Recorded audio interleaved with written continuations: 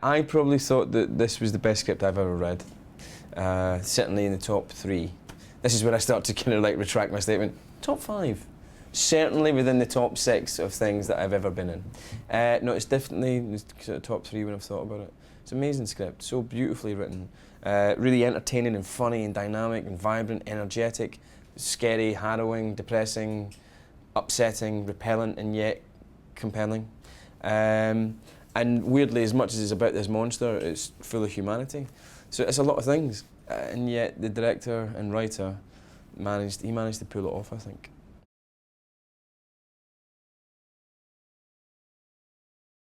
My favourite scene in the film is the scene in which I am watching my wife and kid on TV. I'm watching some footage of like old camcorder footage of them baking me a birthday cake, and I'm very upset because I'm estranged from them, and I'm crying. Anyway, to make myself feel better, I pick up the phone and decide to phone my best mate's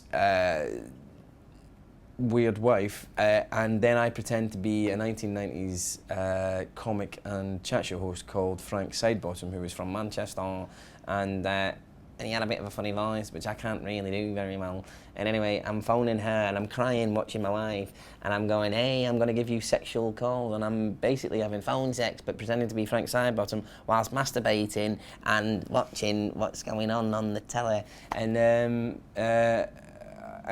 just, for me, that scene is very Irvine Welsh. We managed to get a bit of Irvine on camera there, like properly. And because it's funny, but it's also really surprising and shocking and repugnant, but yet compelling because it's full of humanity, and that's probably my favourite scene in the whole film.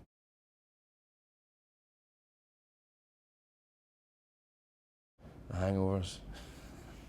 I don't usually get drunk a lot when I'm making a film, but it was really appropriate to have a hangover every day on this, so I tried to have a hangover most mornings. But it just wears you down, man. But it made you look like rubbish, it made me feel like rubbish, and all that was quite helpful actually. Without getting too method acting about it all, it was really helpful.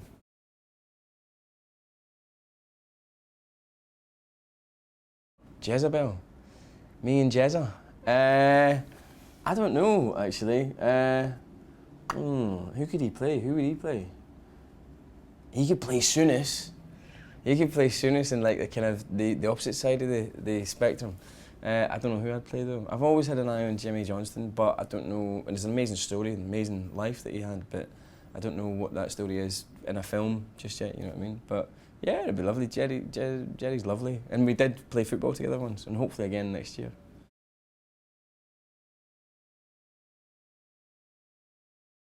Ken Loach, and I hear he's packing it in after his next film, so I don't think he'd ever touch me anyway. I think I'm too actory, but for him, but he's probably one of my favourite directors.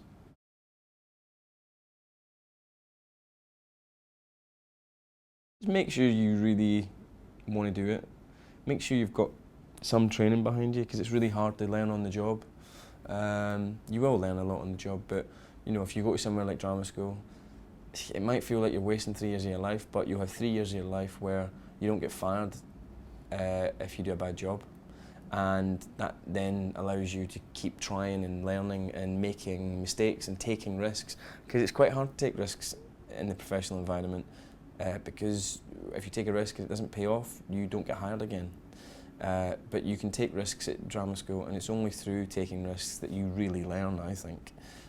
Or you really find out what it is to tell a story or drama or whatever. So I'd say drama school is good. However, there is still, and this is like such an old man voice of reason, there's too many actors and there's not enough jobs. So make sure you really, really enjoy it, because some people are really good at acting and don't enjoy it. It doesn't make them happy either. So yeah, I'd say all of that. In this day and age, we have this thing where it's like you can be whatever you want to be, and you just have to believe, and that's totally not true. You've got the right to try and be whatever you want to be, but nothing's guaranteed, and you know, and especially when people are going for all these jobs where it's like there's more people wanting to do it than there are actual jobs, it's going to be really hard. There's going to be a vast amount of people not going to get it. So, not dashing anybody's dreams, but the problem with passion and believing in yourself is that even though you could be really bad at it, and everybody's telling you you're really bad in it, the world tells you just to believe and it'll happen. And that's the kind of fantasy, isn't it? That's the dream that everybody sort of holds on to, and I think it's sometimes quite an unhealthy dream.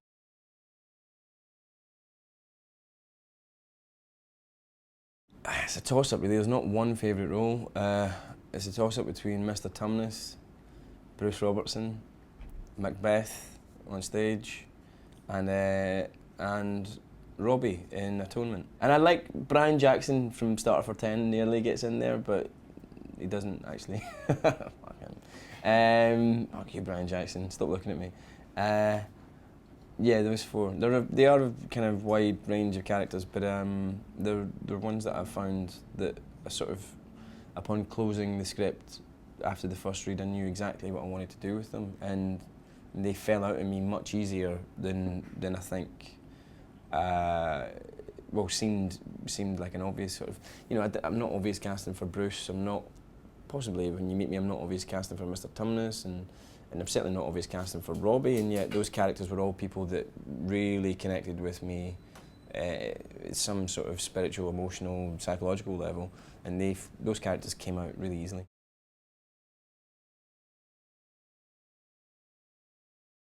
From 1 to badass as hell, I'd say like, not a lot. Like, I'd say about a 3. Nowhere near kind of badass levels, unfortunately, which I was pretty gutted about. So yeah, I was quite up for a bit of, come on, hit me with it. But no, unfortunately not. I do get a little bit, but not a lot. Everybody's like, ching, ching, I'm pure and badass and all that kind of stuff, and I'm like, all right, mate. All right. How many sugars to take in a tea? Wait a minute. 2. Haha. That's what I do.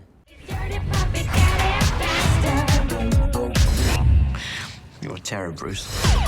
Bingo.